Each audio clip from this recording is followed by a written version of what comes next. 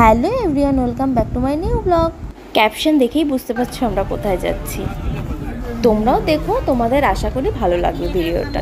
আমি, আমার মা, শাশুড়ি মা গিয়েছিলাম, কিন্তু শ্বশুরমশাই আমাদের রেখে আসতে গিয়েছিল।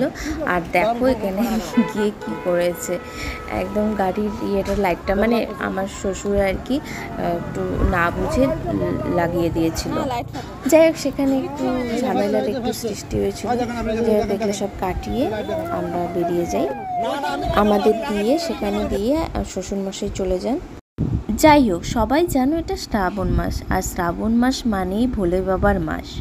বাবাধামের মতো এখানেও কিন্তু জলপেশে অনেক ভক্তরা বাইরের থেকে পুজো দিতে আসে। তিস্তা থেকে জল নিয়ে স্নান করে তারপর জলপেশের উদ্দেশ্যে রওনা দেয় পূজার্থীরা।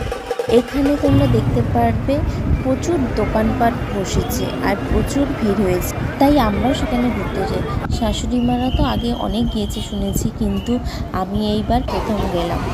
তাহলে চলো একটু ঘুরে নিই, কী কী দেখলাম সবই তোমাদের সাথে শেয়ার করছি, দেখো তোমরা।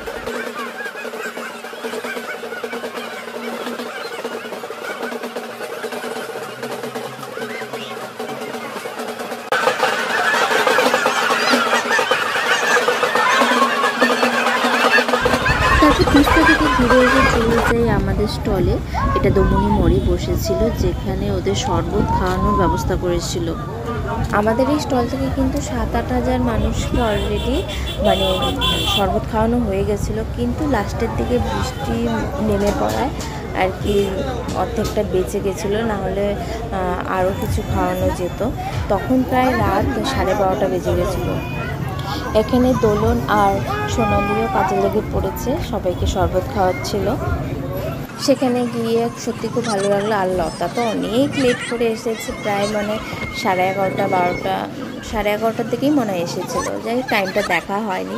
সবাই মিলে তখন একটু গল্প টল্প করলাম, আড্ডা মারলাম, একটু একই ঠাট্টাও করলাম। এই যে আরেকজন আছে ফাঁকি বাজ। সেখানে আমরা স্টলের পাশে খিচুড়ির ব্যবস্থাও হয়েছিল, আর সেখান থেকে খিচুড়ি এনে দিয়েছিল, খিচুড়ি খেলাম আমরা। কেমন হয়েছে? খিচুড়িটা কেমন হয়েছে? আমি খাই নাই। কেন রে? এই যে সবাই খিচুড়ি খাচ্ছে এখন।